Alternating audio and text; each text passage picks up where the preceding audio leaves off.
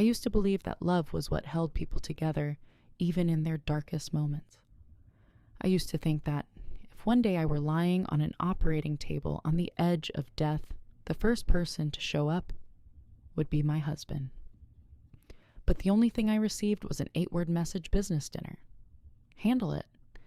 And in that moment, as the doctor prepared the anesthesia when I didn't know whether I'd ever wake up again, I understood more clearly than any vow ever spoken at the altar.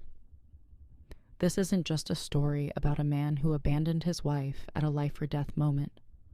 This is a story about women who were once sidelined, dismissed as weak, forgotten, and cast aside, but who rose united and reclaimed everything that was theirs with intellect, unshakable resolve, and a plan so precise it chills the soul. Chapter 1. It's just a stomachache. Right. I used to think I had a stable marriage, not perfect but safe. Eric was the kind of man who was calm, punctual with his work, polite to everyone, and rarely raised his voice at me. But precisely because of that, it took me far too long to realize that his punctuality had never been for me. It all started so simply. Just a mild stomachache after dinner. A wave of pain that rose then eased. I didn't pay much attention to it. I still remember washing the dishes, wiping the table, then climbing into bed, thinking maybe the food was just a bit too greasy tonight. But the pain didn't go away.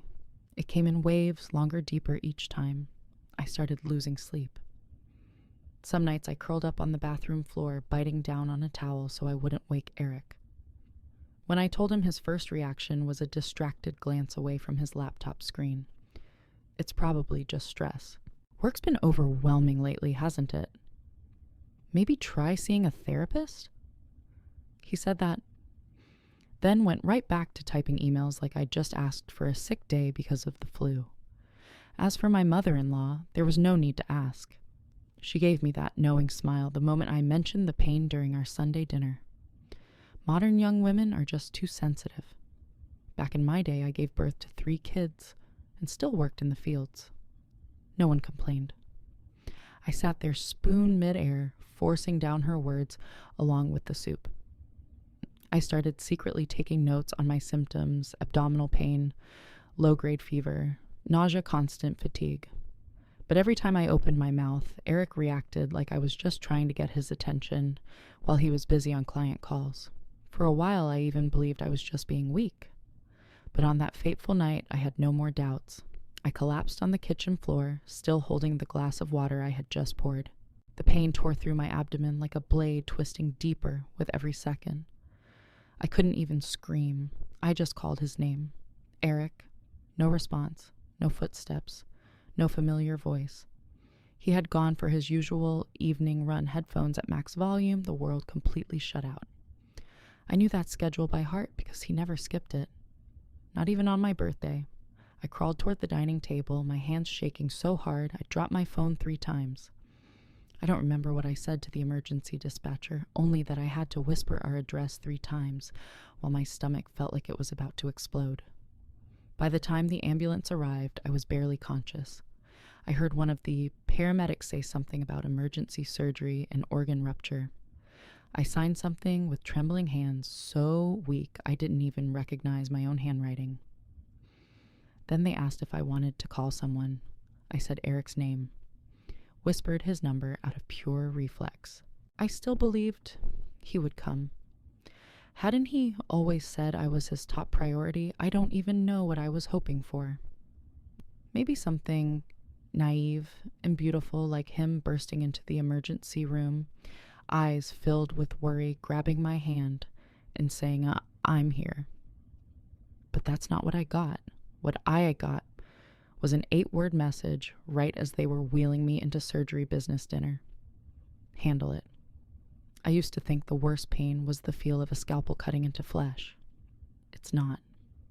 The real pain is realizing that the one person you trusted most, the only name you could call out in a moment of crisis, chose a dinner meeting over you. Chapter 2. 8. Words and a lonely surgery. That message appeared on my phone screen just as they were attaching heart monitors to my chest. I had to squint and reread it multiple times as if something was wrong, as if I was hallucinating from the painkillers or simply too desperate to think clearly. Business dinner. Handle it. 8 words. 8 cold, curt, emotionless words. Like a message from a distant coworker, not from the husband I once believed would hold my hand through any storm. I didn't cry immediately. All I felt was an emptiness so vast it swallowed me whole from the inside. And then the tears came pouring out as if my body had finally accepted the truth. I was going to go through this emergency surgery alone. I still remember the anesthesiologist placing his hand gently on my shoulder, his voice as soft as if he were comforting a child. "We'll take good care of you. You're going to be okay." I tried to nod. I didn't know why, but in that moment, I wanted to believe him more than I ever believed the man I had lived with for 6 years. I entered the operating room with a broken heart, not because of a fear of death, but because for the first time in my life, I truly felt completely alone.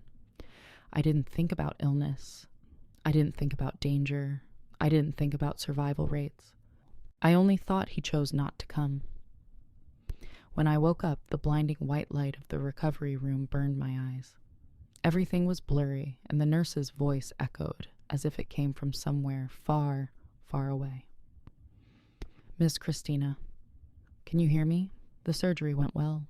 You're okay now."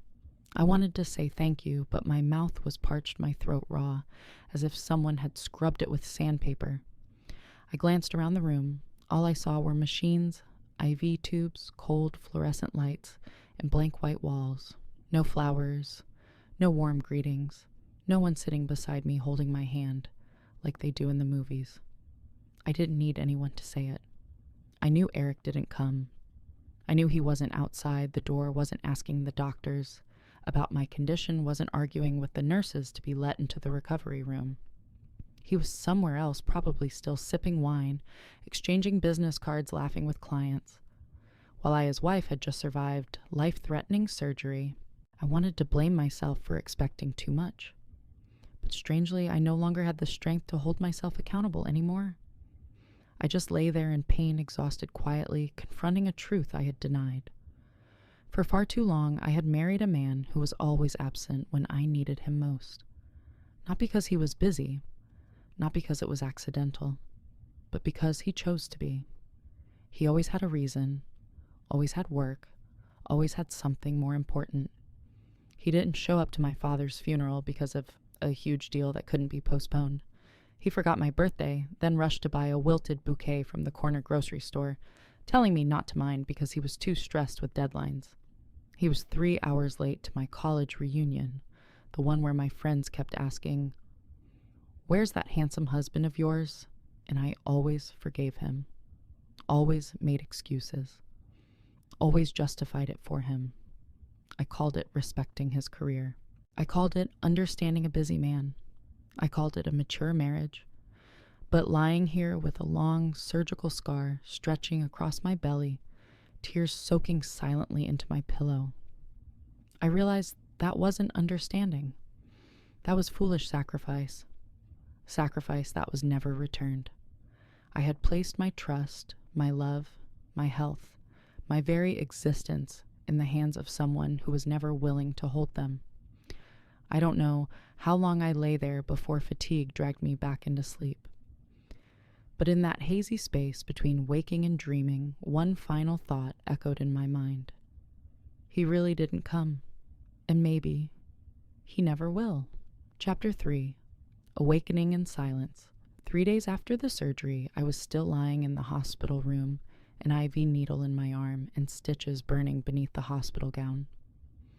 Every time I shifted even slightly, the skin around my wound stretched and stung, but that wasn't what kept me from sleeping. It was the silence. No familiar footsteps echoing on the tiled floor. No sound of the door swinging open with a shaky voice asking, "Are you okay?" No apology text, no belated bouquet. No sign whatsoever that the man I once called my husband had any intention of showing up. Eric had disappeared from this picture like I was a failed contract he'd terminated cleanly, coldly, without mess. The nurses still came every morning, always smiling, always taking notes. The doctors said I was recovering well faster than expected. They called me a textbook example of mental strength. If only they knew. If only they knew I wasn't strong. I was just hollow. There were times I asked myself, did he forget he was ever married? Or worse, does he remember and just not care?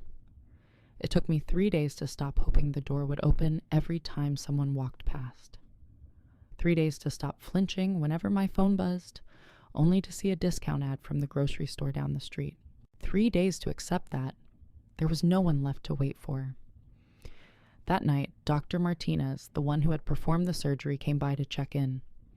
His face was kind, but there was something quiet in his expression, as if he was holding back something important. "How are you feeling, Christina?" he asked, holding my chart, but not bothering to open it. "Much better," I replied, lying to both of us. "Has your husband come by yet?" I said nothing. I looked out the window. Outside, the city lights still flickered, as if no one had nearly died in a 7th-floor hospital room. "It's okay," I said reflexively, like a shield. He nodded. His eyes drifted slowly to my hand where my wedding ring still sat. There was a pause. Then he spoke again. "I need to ask you something, and I hope you'll answer honestly." I turned toward him. "Yes, do you feel unsafe at home?" His question caught me off guard. "No," I answered immediately. "Eric never hit me, never shouted, never broke anything.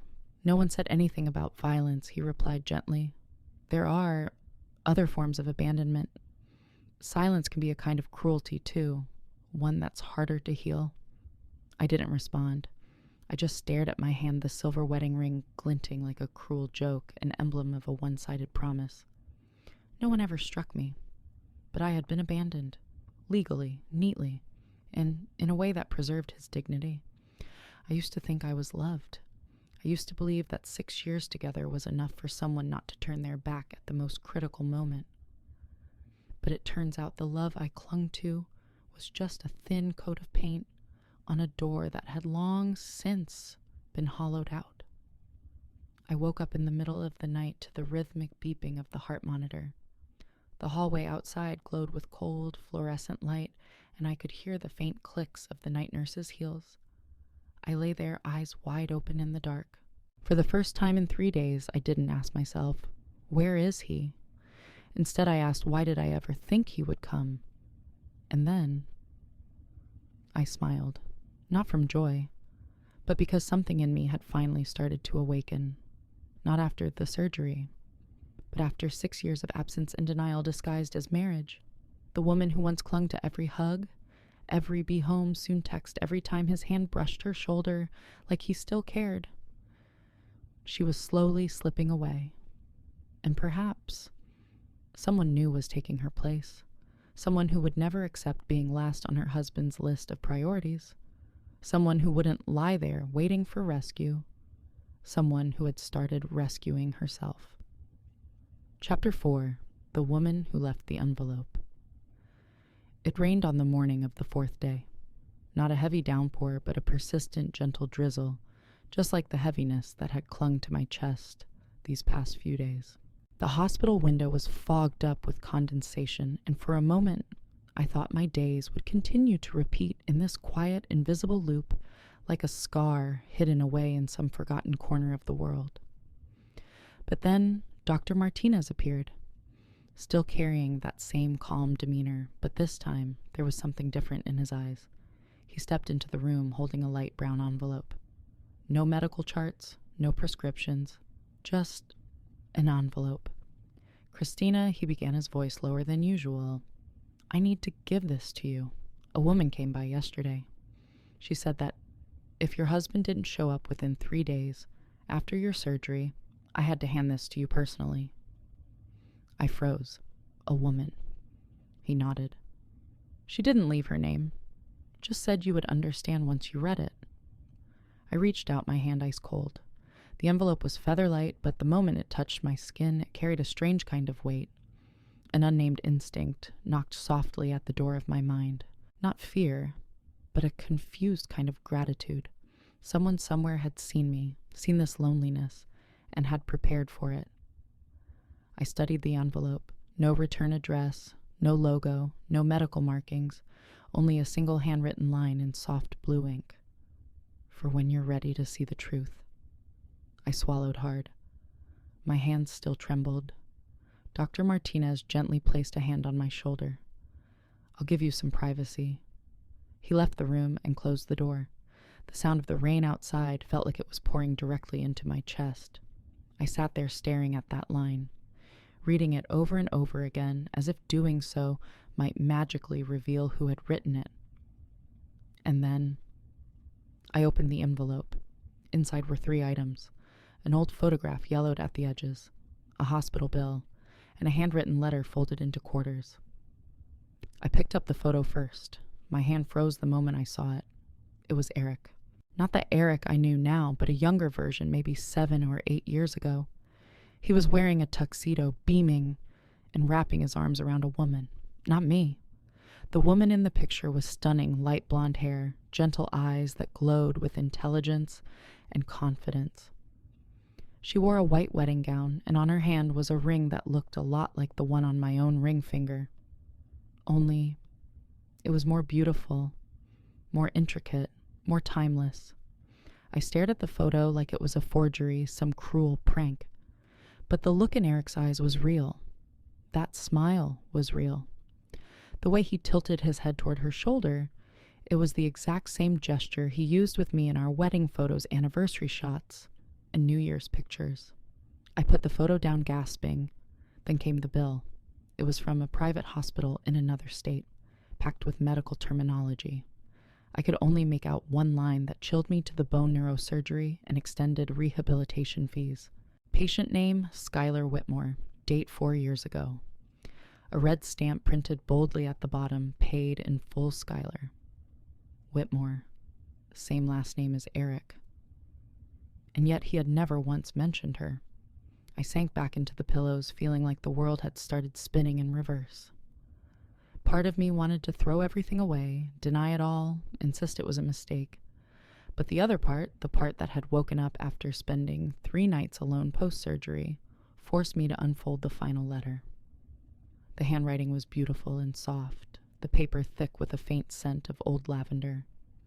The letter began with 4 words: "You don't know me." I stopped right there.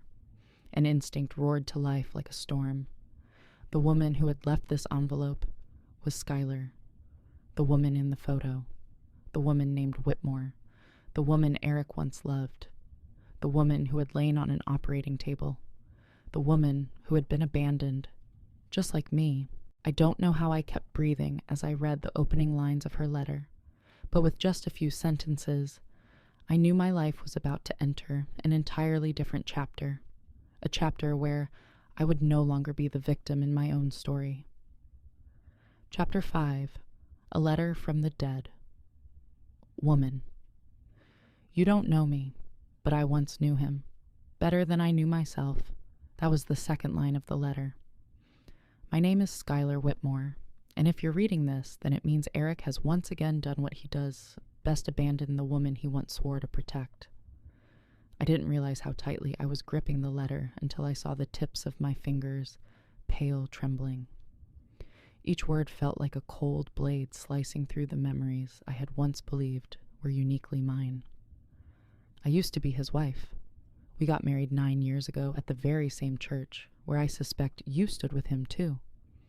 Eric has a habit of recycling vows venues, even the dream of marriage itself. The first year I lived in a fantasy. He was sweet, devoted, romantic, so much so that I truly believed I'd found my soulmate. But then things started to crack. Skyler recounted nights Eric forgot to come home, canceled plans last minute, brushed her off when she asked how he really felt. Everything I had lived through, replayed like a film with the same lead actor, Eric. By the 3rd year, I started getting severe headaches, dizziness, memory lapses. I was terrified and begged him to take me to a doctor. And he did not out of concern, but because he was afraid I'd ruin his perfect family image in front of his friends. The diagnosis: cerebral arteriovenous malformation. Without surgery, it could be fatal. With surgery, there was a risk of cognitive impairment. Eric's first reaction was, "How much will it cost?" Not, "Are you okay?" Not, "We'll get through this." Just the price tag. By the time I read that, tears had already begun streaming down my face. 3 days before my scheduled surgery, he doubled my life insurance. Told me to sign some paperwork just in case, he said. And I did. My heart still trusted the man I had once shared a bed with. I saw myself in her. I never made it to the surgery. That day, I had planned to cook Eric's favorite meal to surprise him, but I collapsed in the kitchen right on those cold Italian tiles he insisted we install to increase the value of the house. The very spot I suspect you've fallen too. I clenched both fists. My heart ached worse than the healing wound on my abdomen. Skyler had once lain there in the same kitchen I once believed was our home. I didn't die, but I wasn't alive either, not in the real sense. The doctors called it a minimally conscious state. I could hear, I could feel, but I couldn't speak, couldn't move, couldn't fight back. Eric came 3 times, once to sign the papers transferring all assets to himself, once to move me to a public hospital, and once to file for divorce. I heard the nurses whispering to each other. He said his wife wouldn't want to live like this, so he wants to set her free. But I never wanted to die. I just wanted to be loved. I collapsed back onto the bed, the letter soaked in my tears. Skyler had once been me, a former version a few years ahead of me, who had nearly never awakened to write these words. It will feel familiar. The work excuses, the missed dinners, the way his mother talks about anxious women. It's all a copy. He hasn't changed. He's just swapped roles. And you're the next in line. I paused, then unfolded the rest of the letter. Christina, don't think this is just coincidence. He's not absent because he's busy. He's been preparing for this. He's already started transferring assets. Called a lawyer, spoke with the insurance company. What happened to me wasn't an accident. It was an opportunity. One he hoped would repeat with you. My entire body went cold. I quickly flipped to the final page of the letter, afraid that if I hesitated even a second, I wouldn't have the strength to continue. I woke up after 4 years and 4 months, and the first thing I did was find you. Because I know he's doing it again, but this time he won't get away with it. Chapter 6, Attorney Riley and the Overthrow Plan. I read the final lines of Skyler's letter over and over again, as if each word might somehow transform into armor to shield me from what I had just uncovered. But in truth, I didn't need protection. What I needed was justice. And Skyler, the woman I had never met, made sure I wouldn't be alone in that pursuit. Tucked into the envelope was a business card. Riley Morrison, financial attorney and strategic personal advisor. On the back, a handwritten note. She's not just my best friend. She's your first counterstrike. 3 weeks after I was discharged, I met Riley at a small cafe where the warm, amber lighting and soft clinking of coffee spoons felt like a quiet reassurance. She sat there, waiting her face, calm and confident, so much so that I felt safe the moment we shook hands. Christina, she said, Skyler told me everything. She still refers to you as the woman after me, but frighteningly similar. Apestani, I nodded, unsure whether to laugh or cry. Were you the one who left the envelope? Riley smiled. I'm the one who handed it to the doctor. Skyler was the one who planned it. I gripped my coffee cup tightly, the warmth slowly bleeding into my cold fingers. But why would the two of you go through all this? For me? Riley tilted her head, her eyes sharp and gentle all at once. Because you deserve to be warned before it's too late. And because Eric needs for the first time in his life to pay. We began to plan. Not an emotional outburst, but a meticulously crafted campaign, legal, psychological, financial, down to the finest detail. Riley explained how Eric had manipulated insurance procedures, marriage laws and asset control to slowly strip Skyler of her power. He had rehearsed that playbook on her, and now he was preparing to do it again. He didn't just abandon you during surgery, Riley said. He's laying the groundwork to leave you permanently, legally, and in a way that benefits him most. So, what do we do? I asked, heart pounding. Riley smiled the smile of a woman who already knows the ending. We don't react. We act first. Step one, Riley had to get close to Eric not as an attorney, but as a romantic opportunity. It sounded bold, but in reality, it was almost too easy. He loves the thrill of pursuit, especially women who seem just smart enough, just pretty enough, just naive enough to make him feel interesting. Riley had dealt with men like him across countless boardrooms. Eric, to her, he was just a bland rerun. She met him at an art gallery, opening one of those events he often attended to network. A minimalist black dress, soft eyes, a gentle smile, just enough to make him think he made the first move. I'm new in this city, Riley said, as Eric offered her a glass of wine. Just moved from Boston. I'm in law, but not the boring kind. Eric laughed. He thought he'd hit the jackpot. They chatted for over an hour. Riley logged every detail: his job routines, investments, his dependency on his mother. He went on and on, thinking he was charming her. In truth, he was digging his own grave. At the end of the night, he asked for her number. She handed him a real business card, but the email led to an account shared between me and Skyler. That evening, I received the first report he's considering restructuring his assets. Mentioned protection in case of unexpected medical situations. Still thinks I'm the only one who understands and supports him. I read every word. But I no longer felt hurt. I felt alert. Within a month, Riley became Eric's secret connection. He told me she was a strategic client, a new deal, a female entrepreneur looking for financial consulting. Meanwhile, he told Riley about a difficult wife, always complaining, always tired, who just doesn't understand the pressure he's under. She simply smiled. Maybe what you need is someone who really gets you. After just 8 meetings, Eric asked Riley to help him start fresh. Is there a legal way? I can protect my assets if she gets sick again, he said. I don't want to deal with medical debt like last time. Riley answered lightly, Absolutely. But I'll need you to sign a few authorization forms first.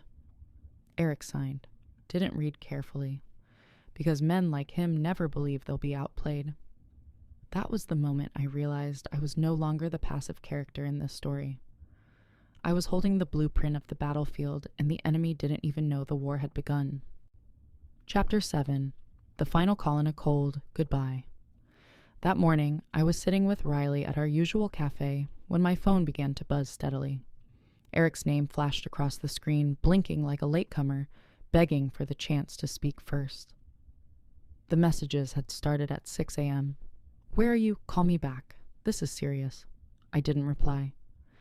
Riley simply smiled and slid a second phone toward me, the one Eric didn't know about. The one we'd been using to quietly document every message, every call, every trap he was falling into. He's panicking, she said softly, sipping her tea. And panic is when men like Eric show their truest self. I took a deep breath and hit callback. Eric picked up almost immediately, his voice shaking with panic. Christina, where are you? I can't access my accounts. Everything's frozen. The bank says there's legal interference. Do you know what's going on? I looked at Riley. She gave me a slow nod. I'm having coffee, I said calmly, with an old friend. Friend who you don't have any friends I don't know about. I didn't respond right away. For the first time in years, I let the silence belong to me. Then, in an even tone, I said, Riley Morrison. Maybe you've heard of her. The line went dead quiet, a silence thick and heavy like the calm before a storm. Finally, Eric spoke again. His voice had changed deeper, colder, calculating. Christina, I don't know what she told you, but you need to come home now. This can all be resolved. I let out a small laugh. Resolved like how you resolved things with Skyler, or the way you resolved things the night I was on an operating table and you were ordering appetizers. You're being manipulated, Eric snapped. These women are trying to destroy our family. Family, I looked into Riley's steady eyes across the table and wondered, what family? The one I had been trying to build alone while he hollowed it out from within. I opened my banking app. My personal account, which used to barely hold a few $1,000s, now showed a balance close to $250,000. I read the number out loud. Eric's voice turned frantic. Where did that money come from? Where did you get it? Did she give it to you? That's illegal. I gripped the phone tighter. No, Eric, that's my share. From a woman who once loved you, a woman you left to die. But luckily, she woke up, and now she's more awake than ever. I paused, and then said the line I had rehearsed in my head for a week. You left me on the operating table, Eric. Now I leave you in the ruins of what you built. He choked on his words. Christina, we can fix this. We can start over. I closed my eyes, and for the first time I saw clearly. How many times have you started over, Eric Skyler? Me, and who else? On the other end, silence. There was nothing left to defend. I pulled the phone away from my ear. Goodbye, Eric. And I hung up. No trembling, no regret, no hesitation, just peace. I placed the phone on the table. Riley looked at me, her eyes glowing like someone who had watched many women rise, yet still got emotional every time a new one chose herself. I smiled, truly smiled, because for the first time I knew the rest of my life had finally begun. Chapter 8, 3 Women, 1 Justice. 2 days after that final call with Eric, I sat in the back seat of Riley's car holding a thick folder in my lap, and for the first time in years my heart felt light. We pulled up in front of a modest house in a quiet, historic neighborhood. White-painted walls, a neatly trimmed rose garden, windows wide open to let the sunlight in. Not big, not flashy, but every corner radiated the kind of peace I thought I'd never feel again. Skyler opened the door before we could even knock, and for the first time I saw the woman who had changed my life, not with a dramatic rescue, not with a headline-worthy gesture, but with a handwritten letter, and the sheer will to survive death itself. She didn't look like the bride from that wedding photo I had seen. No longer the dreamy girl in white, but a woman who had been broken and refused to stay that way. We embraced. No words needed. There are wounds only women who've lived through them can recognize in each other's eyes. Inside the dining table was already set warm, tea-soft bread and 3 neatly stacked folders of legal documents. Skyler gestured for me to sit, then began. We're going to reclaim what he once used to crush our lives. She pushed the first folder toward me. The house you live in, it's now under your name. I know he had you sign a co-ownership clause a few months into the marriage. Not anymore. The deed is yours. Legally. I opened the file.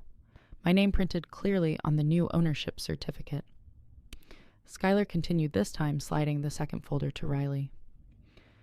The investment portfolio Eric and I built during our marriage, it's now split into 3 parts. One for me because I almost died for it. One for Riley for carrying out the entire takedown strategy. And one for you, Christina, because you survived and you had the courage to walk away. My throat tightened, not because of the numbers on those pages, but because for the first time I wasn't being seen as someone rescued. I was an equal, a true ally. Riley spoke up, and here is what we've legally seized: his golf club membership, the luxury car, the yacht he used to entertain clients, and the apartment he secretly rented to de-stress without his wife. Skyler looked at me and smiled. Well, now the stress is real. That afternoon, the 3 of us signed the division of assets, the legal freeze orders, and finally, the restraining order. I held the pen with a steady hand, and when I signed that document, I wasn't just protecting myself from Eric, I was letting go of the version of me who once waited at home, hoping for a late bouquet and a fake apology. As we got ready to leave, Skyler gently held my hand. Christina, I want you to remember this, Eric thought. Abandoning a woman in crisis was strength, but it's not. It's emptiness. Riley stood beside her, nodding. And the empty eventually lose everything. 6 months later, I heard Eric was working at a gas station on the outskirts of town, living in a cheap rental filled with secondhand furniture. His mother stopped taking his calls. His lawyer refused to continue representing him. His name, Eric Whitmore, vanished from business listings and reappeared on legal forms as a textbook case of personal financial fraud. I didn't feel joy, but I did feel something better, justice. And sometimes justice is enough. That afternoon, as I stepped out of Skyler's house, I looked at the two women standing beside me. One had been forgotten for 4 years in the dark. One had dismantled an entire facade with strategy and grace, and I, the one who nearly broke, had stood back up. We didn't just survive, we won. No noise, no screaming, no need for validation. We simply reclaimed what was ours with intelligence, patience, and unwavering trust in one another. 3 women, 1 justice. And an ending that I now know was only the beginning of my real life. I walked away from that marriage with nothing, at least to the naked eye. But I carried more than any material asset could ever hold. I carried the truth. I carried trust in myself. And I carried the power of women who choose to stand with each other. Eric lost everything, not because I sought revenge, but because he never valued anything he had, until it was gone. As for me, I'm no longer the woman lying helpless on an operating table. I'm the woman who rose, who re-signed every document, redrew every boundary, and reopened the door to a new life, one that no longer depends on a man's presence to feel worthy. If you're listening to this story and see yourself in it, please don't stay silent. You deserve someone who will stand beside you when you're at your weakest, and if they choose not to show up, then you have every right to walk away. Hit like if you feel empowered by this story. Subscribe to Scarlet Vows so you won't miss the next fierce journey of rebirth. And tell us in the comments, what would you do if you were in Christina's place? Because our greatest strength is knowing we never have to beg for love.